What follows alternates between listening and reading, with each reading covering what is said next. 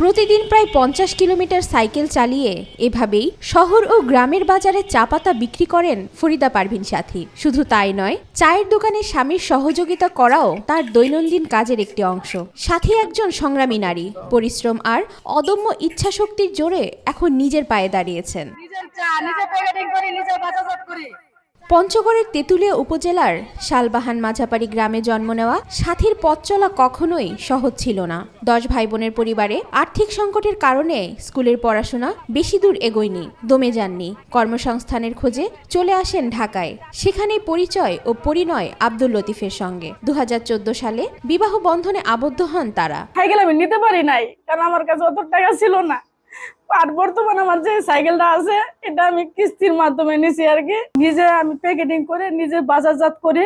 এখন ভাই আমার আগের থেকে অনেক ভালো অবস্থা। প্রতিদিন যে সাইকেল ভাড়াটা আমার থাকতো, ওদিন থেকে আমি একটা কট্টার মধ্যে টাকা রাখতাম। করতে করতে আপনার মনে করেন আমি ট্যাক্স লাইসেন্স, খুরসা পাইকারি, স্যানিটারি, টিন, টেকমাল লাইসেন্স পর্যন্ত করতে পারছি। বিয়ের পরও অভাব পিছু ছাড়েনি তার, তাই স্বামীর সাথে মিলে চা ব্যবসা শুরু করেন সাথী। প্রথম দিকে হাজিপাড়া এলাকার একটি দোকান ভাড়া নিয়ে ব্যবসা শুরু করলেও পরে তিনি নিজেই চা পাতা বিক্রির উদ্যোগ নেন।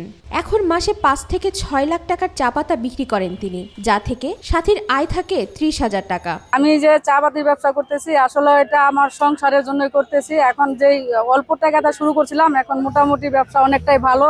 বিভিন্ন জায়গাতে যাচ্ছি, আমার চা মনে করেন মোটামুটি সেল হচ্ছে। আমার হাজবেন্ড আমার দোকানে থাকে, আমি বিভিন্ন জায়গাতে চা পাতি সেল দেই, অনেকটাই ভালো আছি। এই উদ্যোগ স্থানীয়দের দৃষ্টি আকর্ষণ করেছে।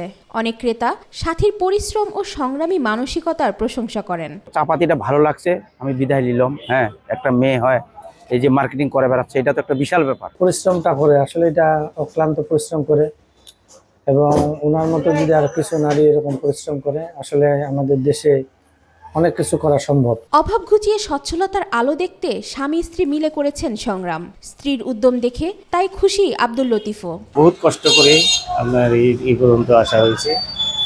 আর উনি খুবই কষ্ট করছে আমাদের জন্য। আর আমি পরের অধীনে কাজ করতাম, এখন পরের অধীনে কাজ করি না। আমাদের এই স্টোরটা দেওয়া হয়েছে, এখানে আমি সহযোগিতা করি। ঠাকুরগাঁও সদর উপজেলার নির্বাহী কর্মকর্তা মোহাম্মদ খায়রুল ইসলামও তাকে ব্যবসায়িক উন্নয়নের জন্য সহায়তার আশ্বাস দিয়েছেন। উনি যেভাবে একাই লড়ে যাচ্ছেন, একাই সংগ্রাম করে যাচ্ছেন, এটা অবশ্যই প্রশংসার দাবিদার। আমরা উপজেলা প্রশাসনের পক্ষ থেকে আমরা তাকে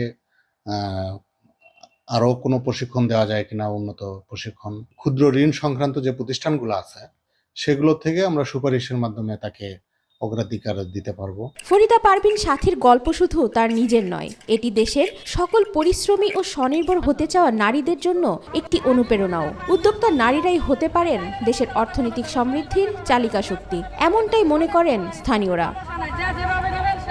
ওয়াহিদা পারভিন, ঈশিতা, আজকাল।